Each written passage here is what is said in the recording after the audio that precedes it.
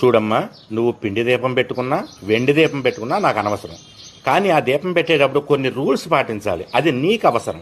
Rule number 1, ముత్తైదు ఎప్పుడు కూడా మొండి చేతులతోటి దీపారాధన చేయకూడదు, మొండి చేతులతో కనిపించకూడదు.